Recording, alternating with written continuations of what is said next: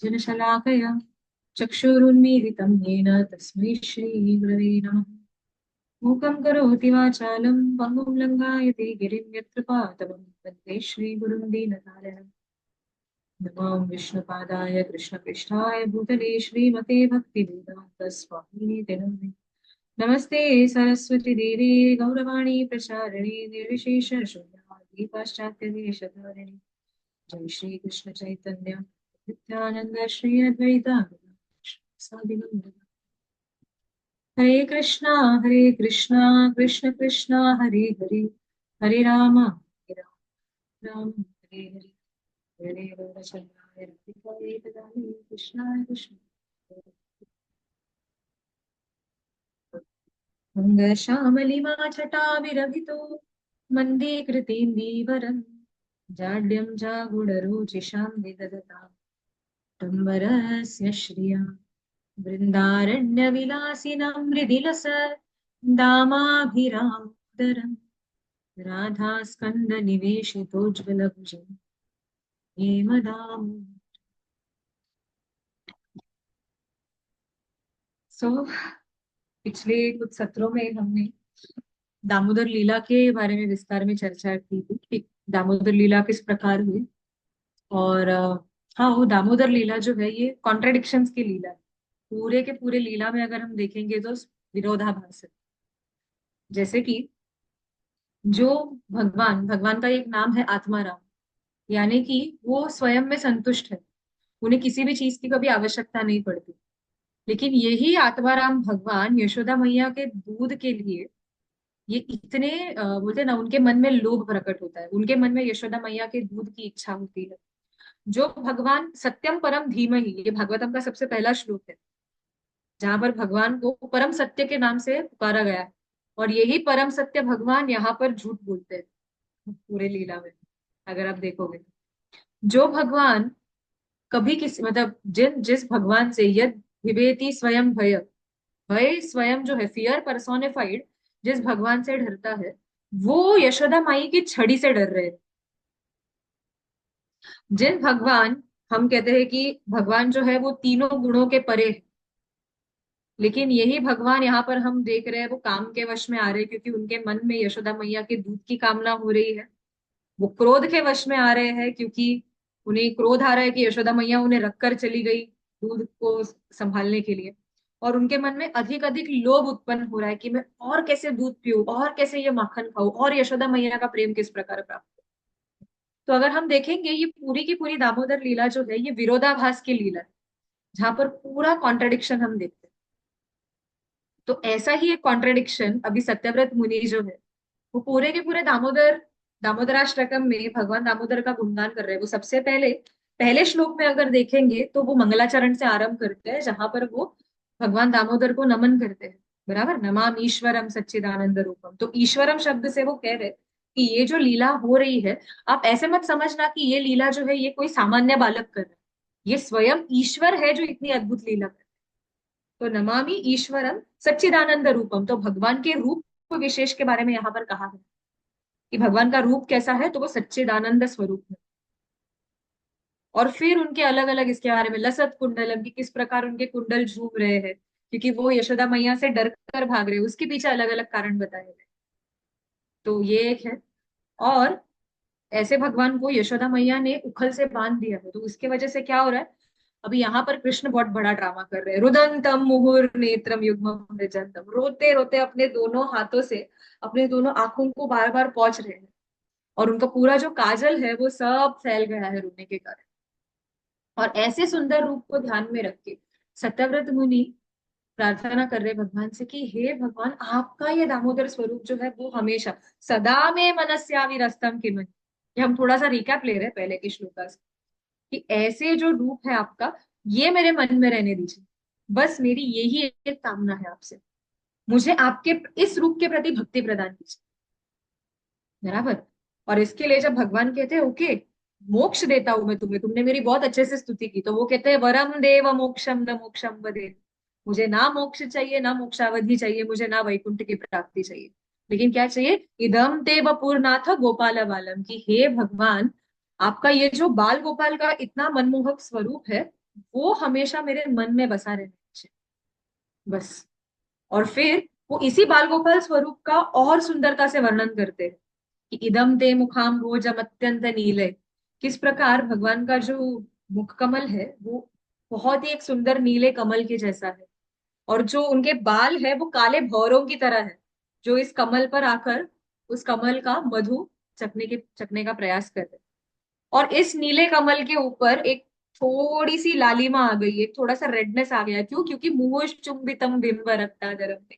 बार बार जो है यशोदा मैया जो कृष्ण के गाल का चुंबन लेते रहती है, तो उसके वजह से कृष्ण के ये जो गाल है वो थोड़े से लाल हो गए।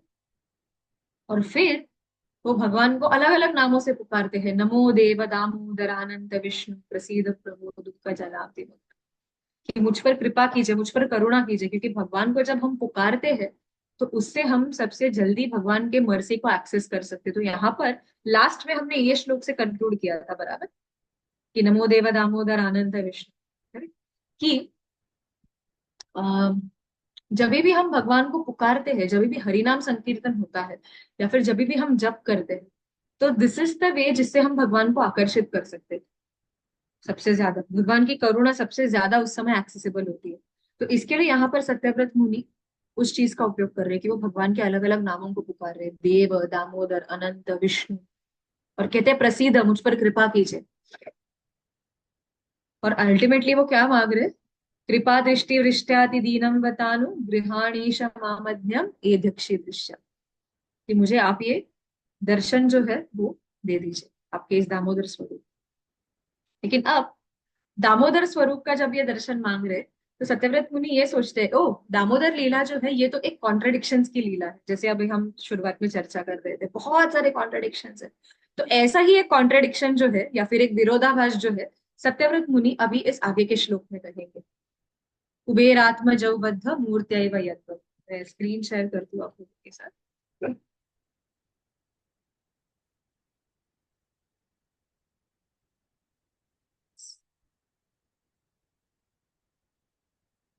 दिखाई दे रहा है आपको? स्क्रीन क्लियर है? यहाँ पर वो कहते हैं, कुबेरात्मजौ बद्ध मूर्त्यैव यद्वत् त्वयामोचितौ भक्ति भाजौ कृतौ च तथा प्रेम भक्तिं स्वकाम्ये प्रयच्छ न मोक्षे ग्रहो मेस्ति दामोदरे। तो वो क्या कहते हैं, कुबेर आत्मज, आत्मज यानी कि पुत्र। तो कुबेर के जो पुत्र थे वो कैसे थे? वो बद्ध थे, वो बंधे हुए थे। क्योंकि आप सभी कथा में आपने सुना है कि कुबेर के जो दो पुत्र थे, नल कुबेर और मणिग्रीव, इनको नारद मुनि के द्वारा श्राप मिला हुआ कि वो वृक्ष बनेंगे, यमलार्जुन वृक्ष जो नंद महाराज के आंगन में है। और फिर जब उन्होंने इनसे क्षमा मांगी नारद मुनि से, तो नारद मुनि ने तभी उन्हें एक उशाप दे दिया कि यही आप जो है आप नंद महाराज के आंगन में स्थित रहोगे। तो इसके वजह से आप भगवान के बाल लीला प्रत्यक्ष देख पाओगे और भगवान स्वयं आके आपका उद्धार करेंगे। तो ऋषि मुनि जब भी अगर कोई श्राप देते हैं, तो उसमें भी सामने वाले का हित होता है। हमें कभी ये नहीं सोचना चाहिए कि अरे ये तो ऋषि है, ये ऐसे कैसे श्राप दे सकते हो, नारद मुनि इतने बड़े भक्त और क्रोध के आवेश में आ गए, ऐसे कैसे? ऐसा नहीं है। अगर नारद मुनि वो श्राप नहीं देते तो जन्म जन्म तक इन दोनों का उद्धार पॉसिबल नहीं था। सोचो इनका क्या भाग्य रहा होगा कि कृष्ण स्वयं, कृष्ण के जो बाल लीला है, अगर आप देखोगे कृष्ण के बाल लीलाएं सभी को एकदम इजीली एक्सेसिबल नहीं थी। क्योंकि जो यशोदा मैया है, रोहिणी मैया है, और जो उनके बहुत ही करीबी गोपियां हैं, वो ही कृष्ण के इन बाल लीलाओं को जाकर देख सकती थी, उनको ही उस अंतपुर में प्रवेश था। और यही बाल लीला है नलकुबेर और मणिग्रीव देख रहे हैं, जो दो व्यक्ति जिन्होंने नारद मुनि जैसे भक्त का भी अपराध किया हुआ है। ऐसे दो व्यक्तियों को भी भगवान ने यहाँ पर कृपा दी है। क्यों? क्योंकि भक्त ने उन पर कृपा की है, भले ही वो श्राप के रूप में है, लेकिन उन पर वो कृपा हो रही है। तो अगर आप देखोगे तो यहाँ पर वो लिखते हैं त्वया मोचित, कि आपने इन दोनों वृक्षों का उद्धार किया। लेकिन कैसे है? यूजुअली अगर आप देखोगे तो कोई अगर बंधा हुआ रहेगा तो उस व्यक्ति को वो ही छुड़ा सकता है जो खुद फ्री है, बराबर। अगर हम खुद बंधे हुए हैं तो हम किसी और, कोई और व्यक्ति जो बंधन में है, उसे नहीं छुड़ा सकते। लेकिन यहाँ पर दामोदर लीला का यही सुंदर विरोधाभास है कि भगवान जो स्वयं बंधे हुए हैं वो किसी और को मुक्त कर रहे, जो स्वयं मुक्त नहीं। कृष्ण जो है वो यहाँ पर यशोदा मैया के प्रेम से बंध चुके, उस रस्सी से बंध गए। लेकिन ऐसी बद्ध अवस्था में भी अगर आप देखने जाओगे तो जो जो बद्ध कुबेर आत्मज है उनका वो मोचित हो, वो उनका उद्धार कर रहे हैं। ये दामोदर लीला का एक बहुत ही सुंदर विरोधाभास है। और उसके क्या, और ऐसे नहीं कि सिर्फ मुक्ति प्रदान की उन दोनों, कुबेर के दोनों पुत्रों को जब भी उन्होंने छुड़ाया उस वृक्ष की योनि में से, तो क्या उन्हें दिया? भक्ति भाजव कृतवच, कि सिर्फ मुक्ति नहीं, उन्हें साथ साथ में भक्ति भी दे दी। तो इसके लिए हमने जैसे चर्चा की थी, नलकुबेर और मणिग्रीव अब दो नामों से जाने लगे, स्निग्धकंठ और मधुकंठ। और उन्हें नित्य वृंदावन में वास मिला, तो उनका एक ही काम था कि वृंदावन के अलग अलग स्थानों पर जाना है, अलग अलग घरों में जाना है और वहां पे कृष्ण की लीलाओं का गुणगान करना है। तो ऐसी भक्ति और ऐसी सेवा जो है वो यहाँ पर हम देख सकते हैं दामोदर लीला में इन्हें प्रदान। ठीक है। तो अगर हम देखेंगे, आचार्य यहाँ पर कहते हैं कि दो प्रकार की चीजें हैं। एक तो जो शुद्ध भक्त होते हैं जैसे कि यशोदा मैया है, वो भगवान को प्रेम से अपनी ओर आकर्षित करते हैं। जैसे कि हम देखते हैं कृष्ण तो आराम से सो रहे थे दामोदर लीला की शुरुआत, और यशोदा मैया ने जब कीर्तन शुरू किया, यानी यानी इह गीतानी तद बाल चरितानी, जब यशोदा मैया ने उनके सॉरी जब यशोदा मैया ने कृष्ण के अलग अलग लीलाओं का कीर्तन शुरू किया, तो उस समय कृष्ण नींद में से उठकर स्वयं यशोदा मैया की गोद में आकर चढ़ गए। लेकिन वही हम एक देखेंगे कि पूतना पूतना अपना रूप बदलकर जबरदस्ती वहां पर घुसी और जबरदस्ती से कृष्ण को उन्होंने गोद में लिया। तो दो प्रकार की चीजें हैं। हम जैसे जो बद्ध जीव है वो भगवान को हम जैसे लोगों के लिए बोलते हैं ना, लाइक आउट ऑफ कंपल्शन भगवान को इस भौतिक जगत में आना पड़ता है कि बाबा मैं अगर आया नहीं तो इनका उद्धार कौन करेगा, तो चलो मुझे जाना पड़ेगा। जैसे भगवान कहते हैं ना कि क्या, संभवामी युगे युगे, बराबर, यदा यदा ही धर्मस्य ग्लानिर्भवति भारत। तो जब जब ऐसे कंडीशंस तैयार होते हैं कि धर्म की ग्लानि होती है और अधर्म जो है वो बढ़ने लगता है, तो उस समय पे धर्म की स्थापना करने के लिए कृष्णा हैज टू कम, वो एक ऑब्लिगेशन है, वो चॉइस नहीं है भगवान के लिए। लेकिन जब यशोदा मैया जैसे शुद्ध भक्त भगवान के नाम का कीर्तन करते हैं, या फिर शुद्ध भक्त जब भी कुछ चीज में संकेत करते हैं, तो भगवान अपने आप चले जाते हैं। जैसे हम देखते हैं यशोदा मैया के कहने, मतलब यशोदा मैया के कीर्तन करने पे भगवान अपने आप चले गए। तो उसी प्रकार कुबेर के यहाँ पर जो जो पुत्र थे दोनों, यहाँ पर सत्यव्रत ऋषि कह रहे कि कुबेर के दोनों पुत्र जो थे उनके पास ऐसा कोई भी पुण्य नहीं था, या फिर उनका कोई भी ऐसा क्या कहेंगे, दे हैड नो क्वालिफिकेशन, एक तरफ से अगर कहने जाएंगे तो, कि भगवान उनके पास आने चाहिए। लेकिन फिर भी भगवान ने अपनी ये जो इतनी सुंदर लीला रची है दामोदर लीला, ये दामोदर लीला में भगवान ने उन दोनों को भी शामिल किया और एक बहुत इंपॉर्टेंट रोल दिया दामोदर लीला में। तो वो क्यों? क्योंकि नारद मुनि जैसे भक्त ने यहाँ पर संकेत दिया हुआ था। So here Krishna was like Narad मुनि का मान रखने के लिए या फिर नारद मुनि के शब्द को रखने के लिए भगवान ने नलकुबेर और मणिग्रीव को इस लीला में इंक्लूड किया हुआ है, ऐसे आचार्य बताते। तो यहाँ पर वो कहते हैं कि आप स्वयं उखल से बंधे हुए हैं, लेकिन खुद उखल से बंधे रहकर भी आप उन लोगों को छुड़ा रहे हैं जो वृक्ष के योनि में बद्ध थे। तो कुबेर आत्मा जव बद्ध मूर्त्या यदवत त्वया मोचित भक्ति भाजव कृतौ च, और साथ साथ में सिर्फ मुक्ति नहीं लेकिन भक्ति भी प्रदान की, जिससे वो निरंतर आपके गुणगान कर रहे। तो उसी प्रकार अगर आप देखोगे तो बार बार सत्यव्रत मुनि यहाँ पर यही बोलते हैं ना, रिआइटरेट बोलते हैं इसको इंग्लिश में, कि बार बार इसी चीज को वो दोहरा रहे, तथा प्रेम भक्तिम स्वकाम में प्रयच्छ, कि हे दामोदर मुझे वो ही प्रेम भक्ति चाहिए, न मोक्षे ग्रहों में स्थित दामोदर, मुझे मोक्ष नहीं चाहिए। तो अभी दामोदर जो है वो सत्यव्रत मुनि से पूछते हैं, अरे आपका कांटा बार बार इधर ही क्यों अटक रहा है, मुझे मोक्ष नहीं चाहिए, मुझे मोक्ष नहीं चाहिए, वरम देव मोक्षम न मोक्षम वधिन्वा, वहां पर भी आप बोल रहे हो मुझे मोक्ष नहीं चाहिए, यहाँ पर भी फिर से बोल रहे हो मुझे मोक्ष नहीं चाहिए। और हर बार एक ही बोल रहे हो कि प्रेम भक्ति, प्रेम भक्ति, मुझे वही भक्ति प्रदान कीजिए, मुझे वही भक्ति प्रदान कीजिए।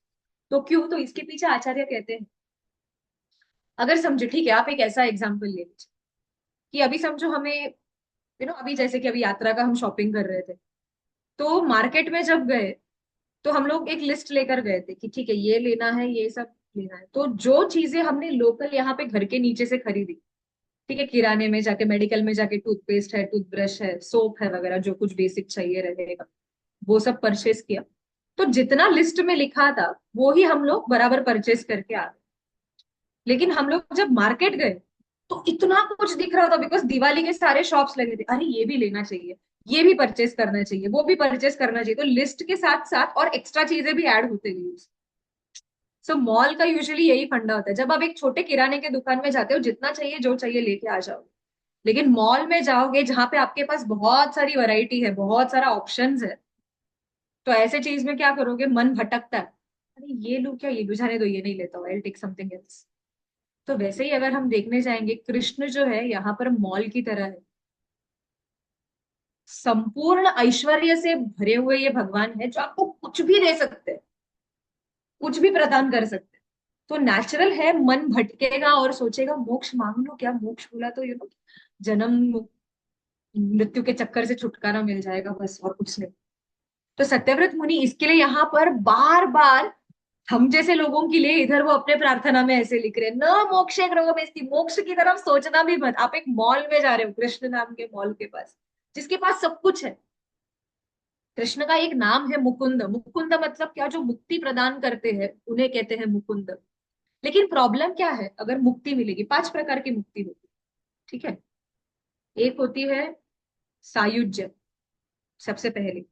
सायुज्य मुक्ति मतलब जब भगवान में विलीन हो जाते हैं, जो कहते हैं ना आत्मा परमात्मा में विलीन होंगे, ब्रह्म ज्योति में विलीन होना, उसे कहते हैं सायुज्य। और वैष्णव जो होते हैं वो इसे सबसे तुच्छ मानते हैं, बिकॉज विलीन हो जाना मतलब भगवान से एक होना, मतलब अपना अस्तित्व पूरी तरह से निकल गया ब्रह्म ज्योति में। तो ऐसी प्रकार की मुक्ति लेकर करना ही क्या है? नहीं चाहिए। तो उसे तो मुक्ति में भी गणना नहीं होती, वो तो कहते हैं कि विष के समान है, वो नारकीय अवस्था है, ऐसे भक्त कहते हैं। सायुज्य जो है, क्योंकि भगवान में विलीन होना, जितने भी असुर को कृष्ण ने मारा उन सभी को सायुज्य मुक्ति प्राप्त, ठीक है। तो सायुज्य। दूसरा है सामीप्य। सायुज्य सामीप्य, सामीप्य मतलब हमेशा भगवान के करीब रहना, उनके एक पार्षद के रूप में रहना वैकुंठ में, ठीक है। सालोक्य, सालोक्य मतलब एक ही लोक में रहना भगवान के साथ। जैसे कि अगर आप देखोगे वैकुंठ जो है, उसमें बहुत सारे अलग अलग लोक है। एक नरसिम्हा भगवान का लोक है, एक वामन देव का है, एक श्री राम की अयोध्या है, ऐसे अलग अलग विभाग वैकुंठ में भी अगर आप देखने जाएंगे। तो जिनकी राम भगवान के प्रति रति है वो अयोध्या डिपार्टमेंट में जाएंगे, जिनको नरसिंह देव पसंद है वो नरसिंह देव के लोक में चले जाएंगे। तो ऐसे अलग अलग ये है। तो ये हो गया सालोक्य।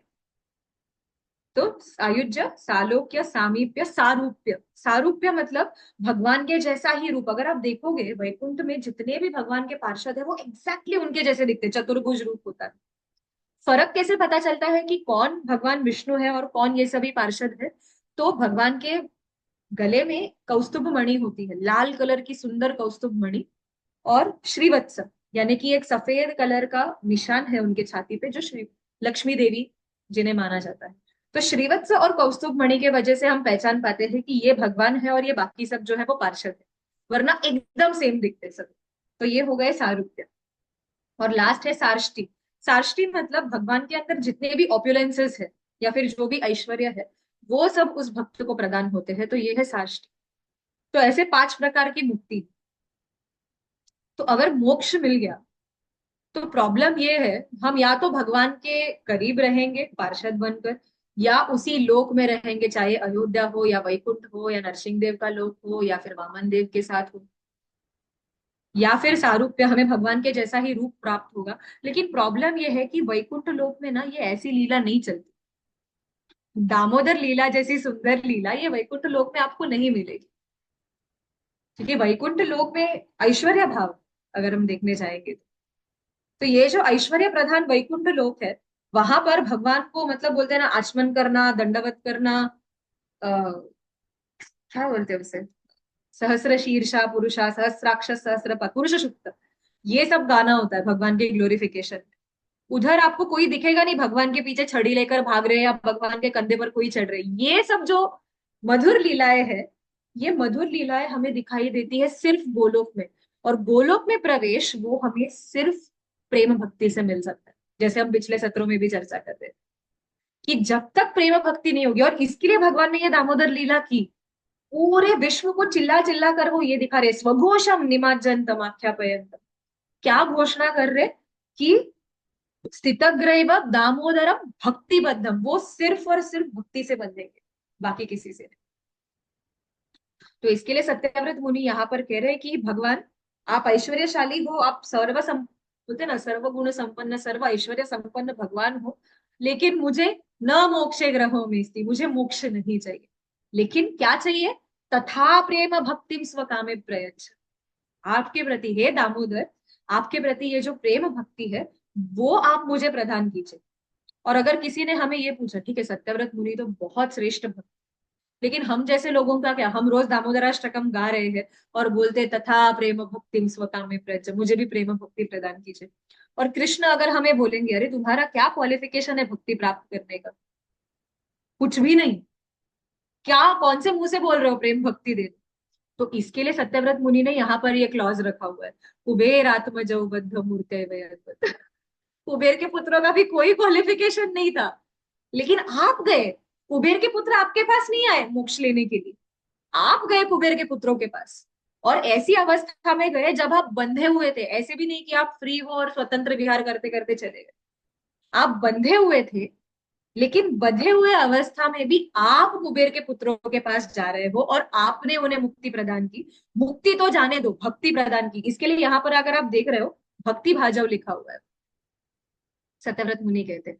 तो उसी प्रकार प्लीज कुबेर के पुत्रों पर की तो प्लीज मुझ पर दया कीजिए। कुबेर के पुत्र तो 4 नियम तोड़ रहे थे वहां पर, वो तो बोलते हैं ना कि वो नशा कर रहे थे, मद्यपान कर रहे थे, स्त्रियों के संग में थे। हम तो बेचारे कंठी माला पहन के हम ये सब 4 नियम का पालन कर रहे हैं। तो प्लीज प्रेम भक्ति स्वकाम में प्रयच्छ, मुझे आपकी प्रेम भक्ति प्रदान कीजिए। So my qualification, my only qualification, जैसे श्रीला प्रभुपाद भी हमेशा कहते थे, our only qualification is we have to be in the shelter of Vaishnava. जैसे नारद मुनि के संकेत पर भगवान कुबेर के इन पुत्रों के पास गए, वैसे ही अगर हम हमारे गुरु के शरण में रहेंगे, हम वैष्णवों के शरण में रहेंगे, तो भगवान हमारे पास भी आएंगे, न चाहकर भी आएंगे, आना ही पड़ेगा। क्योंकि भगवान के जो भक्त होते हैं उन्हें सत्यवाक कहा जाता है। सत्यवाक मतलब वो जो कहेंगे वो होगा, फिर कृष्ण को वो करना नहीं होगा तो भी उन्हें वो करना पड़ेगा। जैसे कि हमने पिछले सत्रों में भी चर्चा की थी कि भीष्म ने प्रतिज्ञा ली थी कि मैं भगवान को शस्त्र उठाने पर विवश करूं, और भगवान ने प्रतिज्ञा ली है कि मैं तो शस्त्र नहीं उठाऊं, मैं सिर्फ सारथी बनूं। लेकिन रथांग पाणी, इसके लिए भगवान का एक नाम है रथांग पाणी। रथांग पाणी मतलब क्या? रथ के अंग, यानी कि रथ का जो पहिया है उसको भगवान ने हाथ में उठाया और चक्र के रूप में प्रयोग करने वाले थे भीष्म देव पर। भीष्म देव की प्रतिज्ञा की रक्षा करने के लिए भगवान ने अपनी प्रतिज्ञा दी। तो इसके लिए भगवान को कहा जाता है गोविंद गोविंद रथांग पाणी, बिल्वमंगल ठाकुर लिखते हैं। तो यहाँ पर इसके लिए सत्यव्रत ऋषि कह रहे हैं, ये हमें मार्गदर्शन दे रहे हैं इस श्लोक के माध्यम से, कि हमारी यदि कोई पात्रता ना भी हो तो भी जिस प्रकार वी स्टिल हैव होप, यहाँ पर वो ये दे, this is a very hopeful verse Damodarashtakam का, जो हमें बहुत आशा देते हैं कि भले ही हम कितने भी पतित क्यों ना हो, अगर हम वैष्णवों के शरण में रहेंगे तो भगवान अवश्य आकर हमारा उद्धार करें। और अब आयुर्वेद में या फिर इवन किसी भी, मतलब अभी यूजुअली जो हम अगर शादी में जाते हैं या किधर भी जाते हैं, विवाह में जाएंगे, तो देखते हैं पूरा बुफे होता है, लास्ट में स्वीट होता है खाने के लिए, आइसक्रीम गुलाब जामुन जो भी है, करेक्ट। तो स्वीट्स हमेशा लास्ट में खाने होते हैं, तो इसे कहते हैं मधुरम समापय। संस्कृत में इसे कहते हैं कि जो कुछ भी है एंडिंग जो है वो हमेशा मीठे से करो। तो इसके लिए सत्यव्रत मुनि जो है पूरा का पूरा दामोदराष्टकम उन्होंने गाया, लेकिन जो सबसे मधुर चीज है वो उन्होंने दामोदराष्टकम के इस आखिरी श्लोक में रखी। तो वो अभी क्या कर रहे हैं, अगर हम पढ़ेंगे तो वो कहते हैं, नमस्ते स्तु धामने स्फुरदीप्ति धामने त्वदीयोदरायाथ विश्वस्य धाम्ने नमो राधिकायै त्वदीय प्रियायै नमोऽनन्तलीलाय देवाय तुभ्यम्। तो वो यहाँ पर कह रहे कि नमस्तेस्तु दाम्ने, कि हे भगवान, आपके कमर पर ये जो रस्सी बंधी गई थी, जैसे हमने पहले भी चर्चा की, दामोदर इस शब्द का अर्थ क्या होता है? दाम मतलब रस्सी और उदर मतलब पेट। तो जिनके पेट को रस्सी से बंधा गया था वो है दामोदर। तो यहाँ पर वो कहते हैं कि उस रस्सी को मेरा प्रणाम जिसने आपके पेट को बांधा। तो नमस्ते अस्तु दामने, यानी कि उस दाम को, उस रस्सी को मेरा प्रणाम। स्फुरत दीप्ति धामने, ठीक है। तो स्फुरत दीप्ति क्यों? वो रस्सी जो है वो बहुत ही प्रज्वलित है, बहुत ही, बोलते हैं ना, एफल्जेंट है। तो ऐसी एफल्जेंट क्यों है ये रस्सी? तो उसका आंसर जो है कि वाई इज दिस रोप सो एफल्जेंट, या फिर इतनी उज्जवल क्यों? तो उसका आंसर यहाँ पर आता है, नमो राधिका ये। अभी दामोदराष्टकम गाते वक्त कभी सोचा होगा ना कि दामोदर लीला जो है ये तो यशोदा मैया और दामोदर के बीच की लीला है, तो नमो राधिका यही क्यों? राधा रानी को क्यों प्रणाम कर रहे हैं लास्ट? राधा रानी तो पूरी लीला में भी है। तो अगर हम देखेंगे, तो जैसे कि हमने पहले सत्र में चर्चा की थी, कि ये पूरी की पूरी दामोदर लीला जो हुई वो राधा रानी की इच्छा के वजह से हुई। हम अगर ये दामोदर, तो वो राधा रानी की इच्छा के वजह से, क्योंकि राधा रानी ने भगवान के पास ये इच्छा प्रकट की कि ये दामोदर नाम जो है ये मुझे बहुत प्रिय है। तो आप इसके लिए कोई ऐसी लीला कीजिए जिससे ये नाम जो है वो हमेशा के लिए, इस लीला को और इस नाम को ग्लोरीफाई किया जाएगा। तो ये सत्यव्रत ऋषि जानते हैं। भागवतम में अगर आप देखेंगे तो राधा रानी के नाम का उल्लेख नहीं है डायरेक्ट, लेकिन यहाँ पर अगर हम देख रहे हैं तो राधिका या फिर श्रीमती राधा रानी, जिनके वजह से हमें ये पूरी लीला देखने मिल रही, ये एक कारण है। दूसरा कारण यह है, जैसे हमने चर्चा की थी, कि यशोदा मैया ने गोकुल की सारी रस्सियां इस्तेमाल कर, सारी की सारी, लेकिन फिर भी वो कृष्ण को बांध नहीं पाए क्योंकि दो उंगली छोटी पड़ रही। तब छोटी सी राधा रानी वहां पर आती है और वो भी देखते रहती है कि ये क्या हो रहा है, तो रस्सी पे रस्सी, रस्सी पे रस्सी आ रही है, लेकिन हर बार दो उंगलियां छोटी पड़ रही। तो राधा रानी अपना जो केश बंद है, जो रिबन है, वो निकाल कर कृष्ण को देती है। और आचार्य लिखते हैं कि ये जो रिबन का कलर है वो राधा रानी के ही कॉम्प्लेक्शन का, राधा रानी जो है वो गौरांगी है, बराबर। तो उनका जो रिबन था वो भी उसी वर्ण का था जो राधा रानी का वर्ण है। और राधा रानी कैसी है? राधा रानी इज एफल्जेंट, इसके लिए तो उन्हें कहा जाता है तप्त कांचन गौरांगी। तो वैसे ही जो उनका जो केशबंद है, इसके लिए वो जो दामने, यानी कि वो जो रस्सी है, वो स्फुरत दीप्ति, वो बहुत ही तेजस्वी है, क्योंकि वो श्रीमती राधा रानी का तेज उसमें, उस रस्सी में। ऐसे आचार्य बता रहे, सनातन गोस्वामी कहते हैं। तो नमस्ते स्तु दामने स्फुरत दीप्ति धामने, क्यों? क्योंकि श्रीमती राधा रानी का जो केशबंद है उससे अल्टीमेटली दामोदर बंद। और फिर कहते हैं त्वदीयोदरायाथ विश्वस्य धाम।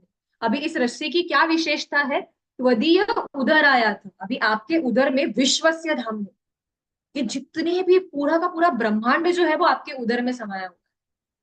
तो हम कितनी भी कोशिश करेंगे, कितनी भी रस्सियां लेंगे, पूरे के पूरे ब्रह्मांड को नहीं बांध सकते।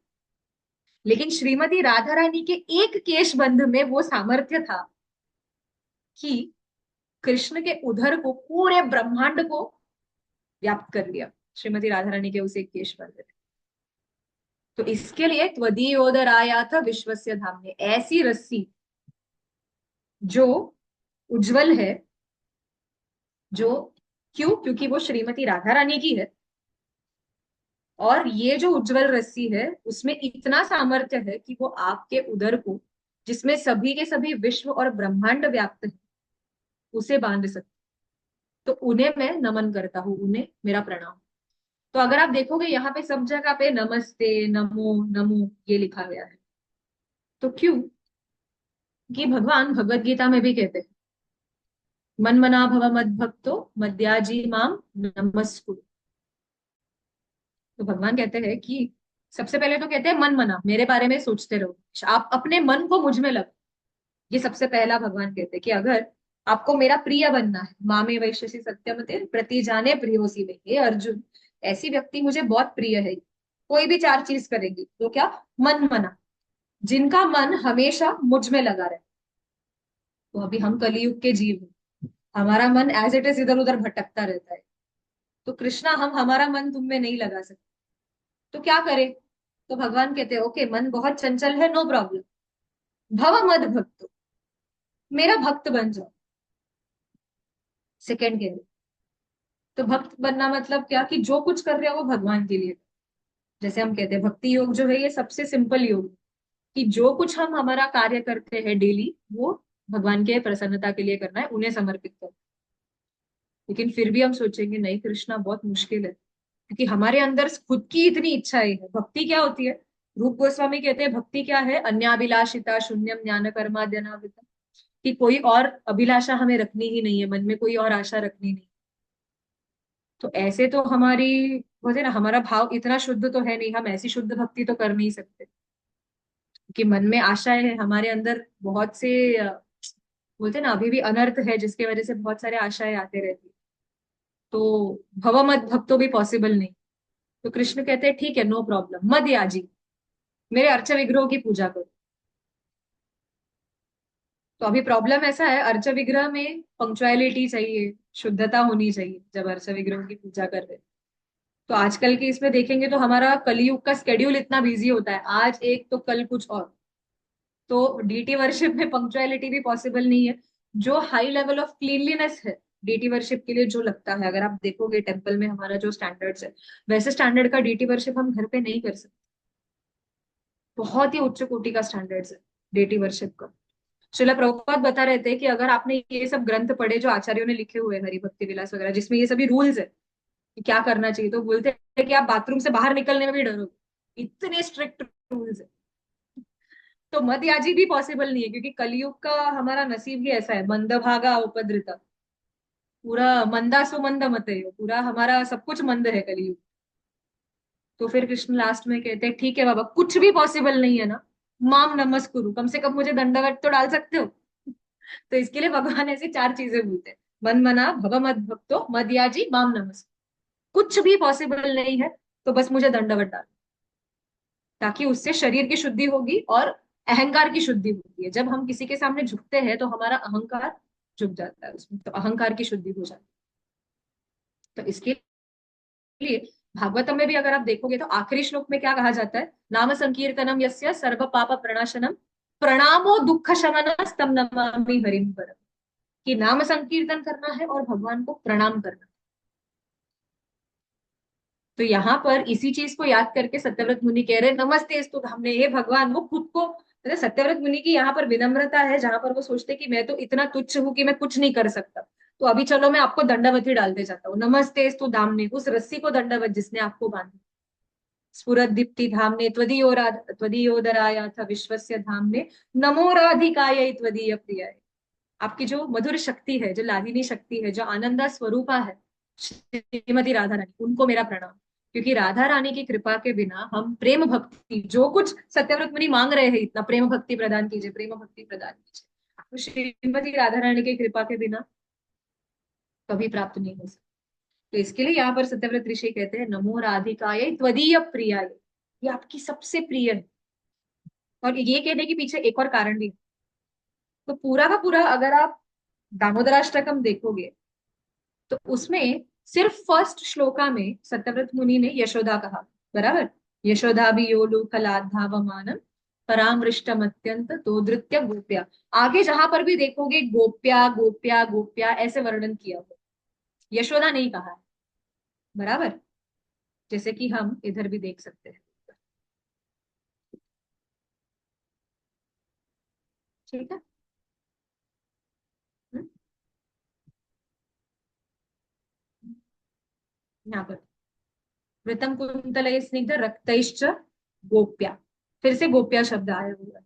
पहले श्लोक में भी लास्ट में यहाँ पर गोप्या आया हुआ है, ततो धृत्य गोप्या, जिस गोपी ने आपको पकड़ लिया, या फिर वृतम कुंतल स्निग्ध रक्तश्च गोप्या, बराबर।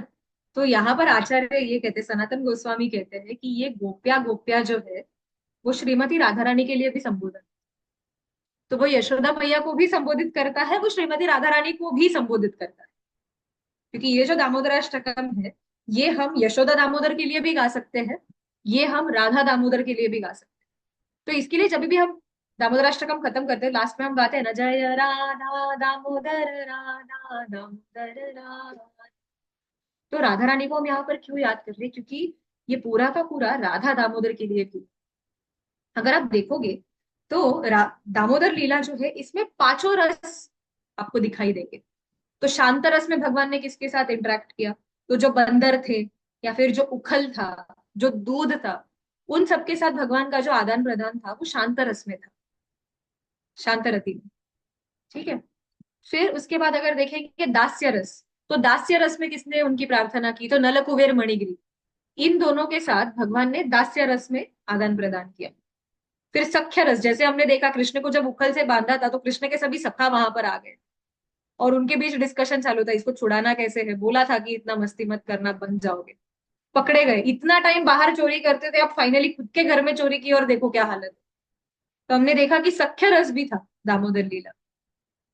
वात्सल्य रस, क्योंकि पूरे के पूरे दामोदर लीला में देखेंगे मेन नायिका जो है, the main heroine is Yashoda मैया, जो कृष्ण को यहाँ पर बांधने का प्रयास कर रही है वात्सल्य भाव के कारण।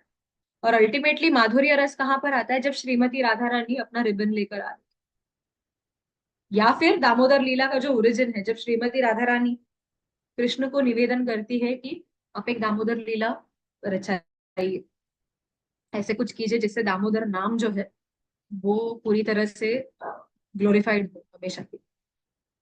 तो इसके लिए अगर हम देखेंगे तो गोप्या गोप्या ये जो शब्द है, ये श्रीमती राधा रानी के लिए भी एक संबोधन है, या फिर ये यशोदा मैया के लिए भी संबोधन। इसके लिए यहाँ पर सत्यव्रत मुनि कह रहे हैं नमो राधिकायै त्वदीय प्रिया। ये एक और कारण है कि वो श्रीमती राधा रानी को पुकारे। तो पहला कारण ये था कि बिना राधा रानी के प्रेम मुक्ति प्राप्त नहीं हो सकती। दूसरा कारण ये है कि ये जो दामने, ये जो रस्सी है, वो श्रीमती राधा रानी की है ओरिजिनल, बिकॉज वो राधा रानी का हेयर टाई है जिससे कृष्ण बन। और तीसरा कारण ये है कि जो पूरा दामोदराष्टकम है ये राधा रानी को समर्पित। और ऐसे अनंत लीलाए देवाय तुभ्यम, कि हे भगवान आपकी एक नहीं, ऐसे अनंत लीलाएं। तो जैसे कि हमने अनंत शब्द हमने पिछले एक श्लोक में भी देखा था, नमो देव दामोदर अनंत विष्णु, तो तभी भी हमने चर्चा की थी कि क्यों भगवान को अनंत कहा जाता है। अनंत का एक कारण ये है कि जिनका कोई आदि या अंत नहीं है, तो उन्हें भी अनंत कहते हैं। जिनकी लीलाओं का भी कोई अंत नहीं है, अलग अलग बहुत सारी लीलाएं जो है भगवान करते रहते हैं, इसके लिए अनंत है। एक और अनंत इसके लिए क्योंकि यहाँ पे श्रीमती राधा रानी का नाम आया हुआ, बराबर। तो नेचुरल है यहाँ पर ये जो अनंत लीलाय है, तो ये रास लीला को संबोधन कर। रास लीला को अनंत लीला इसके लिए कहा जाता है क्योंकि यहाँ पर कृष्ण ने अनंत स्वरूप धारण किए सभी गोपियों के साथ रहने के। तो इसके लिए नमो अनंत लीलाय देव। तो राधा रानी आई है, जो नेचुरल है कि रासलीला का भी यहाँ पर एक इनडायरेक्ट उल्लेख रहेगा। तो अनंत लीला के दो अर्थ है, एक ये है कि आपने जितने भी अनंत लीलाएं की है, जैसे कि गोवर्धन लीला हो, या फिर शकट भंजन लीला है, पूतनावध की लीला है, ऐसे अलग अलग अलग आपने जितने अनंत लीलाएं की है उनको भी मेरा प्रणाम है। या फिर श्रीमती राधा रानी का जो सबसे प्रिय है वो है रास लीला, यानी कि अनंत लीला। हे भगवान, क्योंकि वो अल्टीमेट गोल है, तो भगवान मैं उसे भी नमन करती हूँ। तो ऐसे कहकर सत्यव्रत मुनि जो है ये पूरे दामोदराष्टकम को यहाँ पर नमस्कार से शुरुआत किया, नमामि ईश्वर, और अल्टीमेटली नमस्कार से ही सत्यव्रत मुनि जो है प्रणाम कर कर ही दामोदराष्टकम को यहाँ पर विराम। तो ये दामोदर लीला और दामोदर कथा। तो महाराज बता रहे थे, एक्चुअली थोड़ा सा मैं शेयर करती हूँ इसके ऊपर, मैं आज लेक्चर में सुन रही थी कि वृंदावन में अगर हम देखने जाएंगे तो सात प्रमुख हमारे विग्रह है, जिन्हें हम गौड़ीय वैष्णव अगर हम देखने जाएंगे तो सात प्रमुख विग्रह है जिनका हमें दर्शन लेना है। तो वो है राधा मदन मोहन, राधा गोविंद जी, राधा गोपीनाथ, राधा रमन, राधा श्याम सुंदर, राधा दामोदर और राधा गोकुलानंद। ऐसे 7 प्रमुख विग्रह है वृंदावन में। लेकिन महाराज कह रहे थे हम हमारे लिए, फॉर इस्कॉन, हम लोगों के लिए सबसे प्रमुख, ये 7 में भी अगर सबसे प्रमुख कोई है तो वो राधा दामोदर। क्यों? क्योंकि श्रीला प्रभुपाद, आज हम यहाँ पे जूम पे बैठ के दामोदर लीला की चर्चा कर रहे हैं, हम रोज घर पे दामोदराष्टकम कर रहे हैं, भगवान दामोदर को ये दिया दिखा रहे हैं, तो ये सिर्फ इसके लिए पॉसिबल है क्योंकि श्रीला प्रभुपाद ने ये, बोलते हैं ना, ये भक्ति मार्ग का प्रचार किया। अगर श्रीला प्रभुपाद नहीं होते, अगर श्रीला प्रभुपाद इस भक्ति मार्ग का प्रचार नहीं करते तो कोई, इट वॉज इम्पॉसिबल कि हम ये सब जान पाते, हम दामोदर लीला जान पाते, या फिर हम ये दामोदराष्टकम, ये इतने सभी सुंदर जो भक्ति मार्ग है या फिर जो कुछ हम प्रैक्टिस कर रहे हैं वो कर पाते। और प्रभुपाद ने अपने इस प्रचार की शुरुआत जो है वो राधा दामोदर मंदिर से की। संन्यास लेकर श्रीला प्रभुपाद राधा दामोदर मंदिर में आके रुके थे, और वहां पर श्रीला प्रभुपाद अपने पुस्तकों को ट्रांसलेट करते थे। राधा दामोदर मंदिर में वो कई सालों तक रहे, 10 साल, आई थिंक 10 साल तक श्रीला प्रभुपाद राधा दामोदर मंदिर में रहे। और राधा दामोदर में बैठकर वो अपनी साधना करते थे, एंड पुस्तक लिखते थे, ट्रांसक्रिप्शन ट्रांसलेशन करते थे सभी पुस्तकों का। और फिर उनके एक छोटे से किचन में, अभी भी अगर आप राधा दामोदर मंदिर जाओगे वृंदावन में, तो शिला प्रभुपाद का रूम और किचन अभी भी वैसे का वैसा है। तो वहां पर शिला प्रभुपाद जाके कुकिंग करते थे, और उधर ही बैठकर अगर आप देखोगे वो किचन का विंडो जो है वो रूप गोस्वामी के समाधि की तरफ ओपन होता है। तो वहां पर शिला प्रभुपाद रूप गोस्वामी से प्रार्थना करते रहते थे। जो ब्रिजवासी है वहां के, वो कहते हैं कि स्वामी जी बस रोते रहते थे, रूप गोस्वामी के समाधि के सामने वो झाड़ू मारते थे, बुहारना कहते हैं उसे, ब्रिज भाषा में इसे बुहारना कहते हैं। तो वो कहते हैं कि स्वामी जी रूप गोस्वामी के मंदिर के सामने बुहारते हुए रोते रहते थे कि मेरे गुरु ने मुझे आज्ञा दी है कि पाश्चात्य देश में जाकर प्रचार करना है, तो मैं ये किस प्रकार कर सकता हूँ। और इसी राधा दामोदर मंदिर में श्रीला प्रभुपाद ने अपने, मतलब मंदिर जाने के पाश्चात्य देशों में जाने के पहले अपना काफी समय बिताया।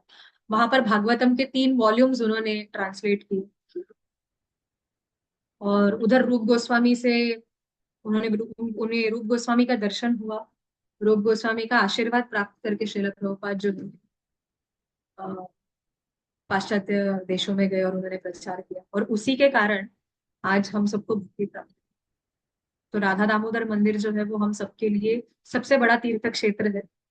और राधा दामोदर भगवान जो है, क्योंकि उसमें से ही हम, वरना हम कहाँ भटकते रहते आज, क्या हमारी गति रहती, हम भी बाकी सबकी तरह रहते, बस भटक रहे दुनिया में, क्या कर रहे पता नहीं, बस चल रहा है जिंदगी, बोलते हैं ना, कुछ भी जानवरों की तरह जीवन जी रहे हैं। क्या करना है, क्या खाना है, क्या पीना है, किस तरह बर्ताव करना है, उसका कोई भान नहीं, कोई सुध बुध नहीं। तो श्रीला प्रभुपाद की कृपा, राधा दामोदर की कृपा, श्री रूप गोस्वामी की कृपा, उसके वजह से आज हमें ये थोड़ी सी भक्ति जो है, भक्ति मार्ग से जुड़ गए। तो इसे ग्रहण करना है नहीं करना है, ये चॉइस भी अगेन भगवान ने हमें दिया है कि कितना सीरियसली हमें इसे फॉलो करना चाहिए। तो दामोदर अष्टकम गाते हुए we have to just pray to the lord, Srila Prabhupada को धन्यवाद देना है, भगवान को प्रार्थना करनी है कि आपने लाया है, मतलब बोलते ना, अभी कुबेर के पुत्रों का जिस प्रकार उद्धार किया, तो उसी प्रकार हे राधा राम मेरा भी उद्धार कीजिए, मुझे भी अपनी कृपा दीजिए, क्योंकि हम तो पूरी तरह से असमर्थ है।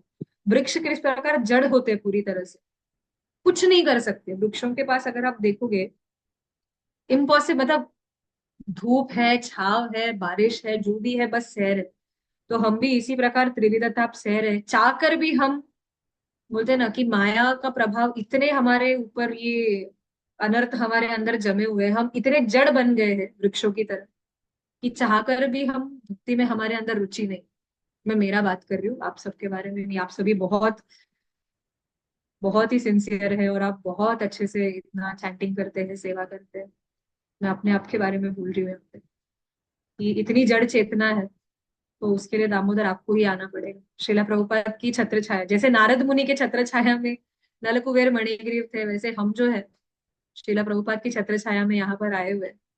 जिस प्रकार नारद मुनि सभी और सभी पूरे विश्व में भ्रमण करते रहते हैं, नारद मुनि बजाए वीणा राधिका रमण, जो बद्ध जीव है उनका उद्धार करने के लिए अगर आप देखोगे तो नलकुबेर मणिग्रीव के पास नारद नारद मुनि पहुंच गए। प्रहलाद महाराज जब कयादू का हरण इंद्र कर रहे थे तो प्रहलाद महाराज की रक्षा करने के लिए नारद मुनि वहां पर पहुंचे। ध्रुव महाराज जब वन में जा रहे थे तो उनको मार्गदर्शन देने के लिए नारद मुनि वहां पर पहुंचे। मृगारी, वो तो अपने उदर निर्वाह के लिए पशुओं को मार रहा था, अधमरी हालत में मार के छोड़ रहा था। चैतन्य चरितामृत में ये कथा आती है, बहुत सुंदर कथा। तो उनका उद्धार करने के लिए नारद मुनि पहुंच गए। वाल्मीकि मुनि को दिशा दिखाने के लिए नारद मुनि वहां पर आए। कितने सारे ऐसे लोग हैं जिनका नारद मुनि ने उद्धार किया। और उनको बस सभी और घूमते रहते हैं नारद मुनि, बस पूरे विश्व में भ्रमण कर रहे, ताकि वो बद्ध जीवों का उद्धार कर सके। उसी प्रकार श्रीला प्रभुपाद भी नारद मुनि के रूप में उन्होंने पूरे विश्व में प्रभुपाद घूमे, ताकि हम जैसे बद्ध जीवों का उद्धार हो सके। तो हम भी नारद मुनि जैसे श्रीला प्रभुपाद की छत्र छाया में आए हैं। तो दामोदराष्टकम जब गा रहे हैं तो भगवान से एक ही प्रार्थना कर सकते हैं, एक ही आशा रख सकते हैं कि भगवान हम पर भी वही कृपा प्रदान करेंगे जो उन्होंने नल कुबेर और मणिग्रीव पर की, और वैसे ही प्रेम भक्ति जो है वो हमें भी प्रदान करें। सो विद दिस दामोदराष्टकम सीरीज जो है हमने कंप्लीट किया है। कंप्लीट नहीं, एक्चुअली कंप्लीट बोल नहीं सकते क्योंकि नमो अनंत लीला है क्योंकि दामोदराष्टकम पर या फिर दामोदर लीला पर जितनी चर्चा करेंगे उतना कम। मुझे याद है मैं बहुत छोटी थी उस समय, ऐसे ही कार्तिक मास शुरू था और एक घर पे हमें बुलाया गया था, दामोदर कथा कर रहे थे, वरिष्ठ ब्रह्मचारी आए थे और वो दामोदर कथा कर रहे थे। उन्होंने 2.5 घंटे कथा की, दामोदर लीला उन्होंने शुरू की 2.5 आवर्स। 2.5 घंटे बाद हम दामोदर लीला में कौन से पॉइंट पर पहुंचे थे कि यशोदा मैया ने कृष्ण को नीचे रखा और वो दूध को उठाने के लिए चली गई। तो 2.5 घंटे प्रभु जी ने इतने डिटेल में दामोदर लीला की छोटे छोटे छोटे छोटे चीजों को लेकर उन्होंने चर्चा की थी उस समय। सो भगवान अनंत है, उनकी लीला भी अनंत है, उनकी एक लीला भी अनंत है, और उनके ऐसी बहुत सारे अनंत लीलाएं हैं जो अनंत है, जिनमें अनंत कंक्लूजन्स निकल सकते हैं। So this Damodar month let us meditate upon Radha Damodar, let us pray to Radha Damodar कि हमें भी ऐसी प्रेम भक्ति प्राप्त हो, उसी भाव में, उस भाव को हम ग्रहण कर पाए जिस भाव में सत्यव्रत मुनि जो है दामोदर भगवान को प्रार्थना। Thank you very much. Hare Krishna. किसी का कोई प्रश्न है, कोई कमेंट है, आपको कुछ ऐड करना है?